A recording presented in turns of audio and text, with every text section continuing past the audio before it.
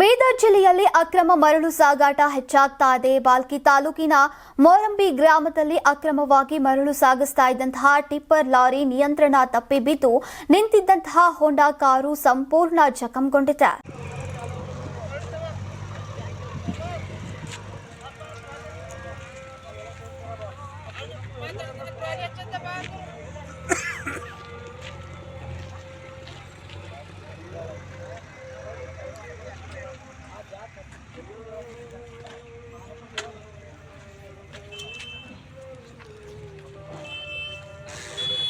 ಇನ್ನು ಅದೃಷ್ಟವಶಾತ್ ಕಾರಿನೊಳಗೆ ಯಾರೂ ಇಲ್ಲದ ಕಾರಣ ದೊಡ್ಡ ಅನಾಹುತ ತಪ್ಪಿ ಹೋಗಿದೆ.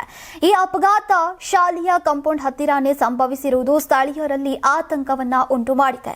ಪ್ರಾಥಮಿಕ ಮಾಹಿತಿಯ ಪ್ರಕಾರ ಲಾರಿ ತುಂಬಿದ್ದಂತಹ ಓವರ್ಲೋಡ್ ಮರಳನ್ನ ಖಾಲಿ ಮಾಡುವ ಸಂದರ್ಭ ತೂಕದ ಅಸಮತೋಲನದಿಂದ ವಾಹನ ಪಲ್ಟಿಯಾಗಿದೆ ಎನ್ನಲಾಗಿದೆ. ಬೀದರ್ ಜಿಲ್ಲೆಯಲ್ಲಿ ಮರಳು ಮಾಫಿಯಾ ನಡೀತಾ ಇದ್ರು ಅಧಿಕಾರಿಗಳು ಮಾತ್ರ ಸೂಕ್ತ ಕ್ರಮ ಕೈಗೊಳ್ಳದೆ ಸ್ಥಳೀಯರು ಈಗ ಆಕ್ರೋಶವನ್ನ ವ್ಯಕ್ತಪಡಿಸಿದ್ದಾರೆ. ಬಾಲಾಜಿ, ಕರ್ನಾಟಕ ಟಿವಿ, ಬೀದರ್.